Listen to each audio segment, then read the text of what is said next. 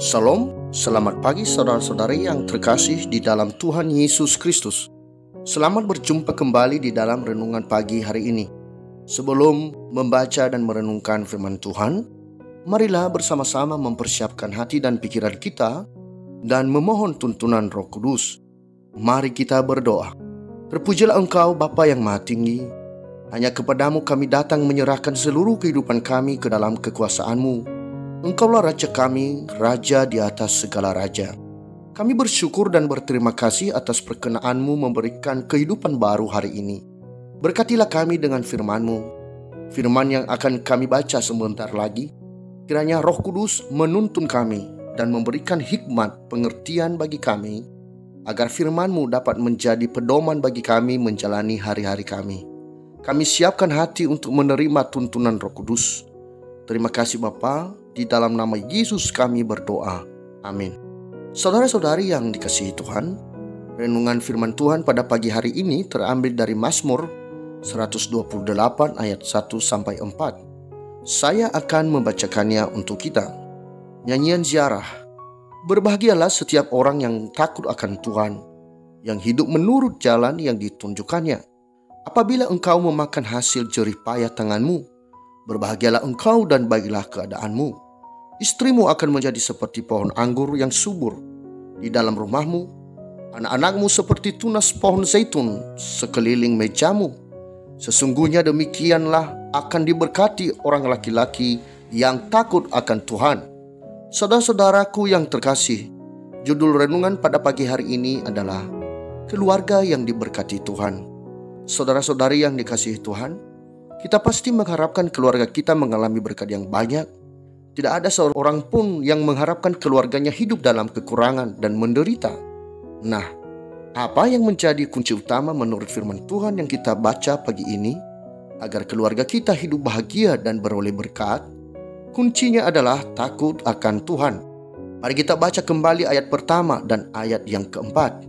Di dalam Mazmur 128 ayat pertama, nyanyian ziarah. Berbahagialah setiap orang yang takut akan Tuhan, yang hidup menurut jalan yang ditunjukkannya. Dan ayat yang keempat, sesungguhnya demikianlah akan diberkati orang laki-laki yang takut akan Tuhan. Takut akan Tuhan adalah merujuk kepada rasa takut atau perasaan hormat, kagum atau pasrah terhadap Tuhan. Saudara-saudari yang dikasihi Tuhan, orang yang takut akan Tuhan maka akan memiliki berkat. Bahkan istri, anak-anak akan mengalami sukacita karena kecukupan di dalam semua kebutuhan. Dan apa yang dikerjakan akan berbuah dan sukses. Saudara-saudari yang dikasihi Tuhan, anggur merupakan tanaman semak lebat yang merambat dengan batang pendek dan cabang panjang. Buahnya sangat berkhasiat bagi tubuh, khususnya untuk mencegah terbentuknya sel kanker dan sebagai antioksidan. Salah satu olahan buah anggur adalah minuman. Minuman yang menyegarkan, dan anggur sering dipakai sebagai lambang sukacita dan cinta oleh bangsa Israel. Buah-buah anggur dikumpulkan pada perayaan Pondok Daun. Bisa saudara baca di Ulangan pasal 16 ayat 13-15. Sedangkan pohon zaitun juga merupakan pohon yang sangat berharga bagi bangsa Yahudi.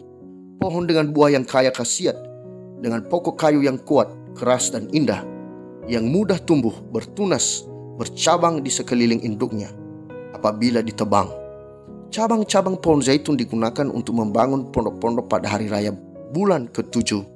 Boleh kita baca di dalam Nehemia pasal 8 ayat 15. Pada ayat 3, pemazmur menggambarkan bahwa istri dan anak dari orang atau laki-laki yang takut akan Tuhan, maka istrinya akan menjadi seperti pohon anggur yang subur di dalam rumah.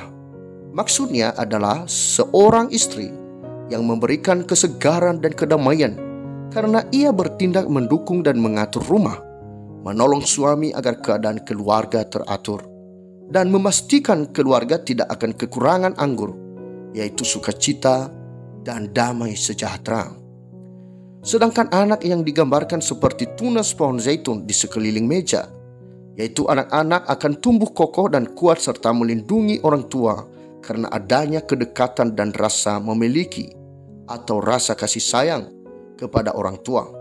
Anak-anak pun dapat menggantikan memberi perlindungan kepada orang tuanya kelak dikala orang tua menjadi renta.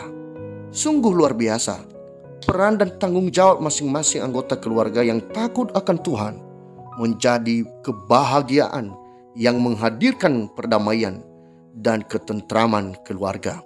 Saudara-saudari yang dikasihi Tuhan, orang atau keluarga yang hanya mengandalkan kekayaan, jabatan, pikiran, dan kekuatannya tanpa menyadari bahwa apa yang mereka miliki berasal dari Pencipta, lupa akan siapa yang menganugerahkan keluarga dan mengapa mereka masih bernafas sampai saat ini, akan mengalami kehancuran.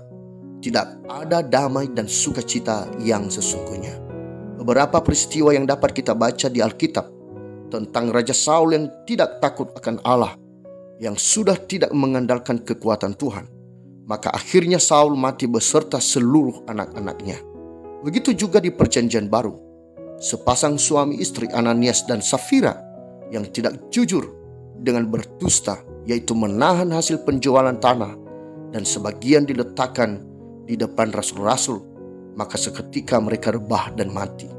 Firman Tuhan berkata di dalam Mazmur pasal 49 ayat 17 sampai ayat yang ke-20, "Janganlah takut apabila seseorang menjadi kaya, apabila kemuliaan keluarganya bertambah, sebab pada waktu matinya semuanya itu tidak akan dibawanya serta kemuliaannya tidak akan turun mengikuti dia.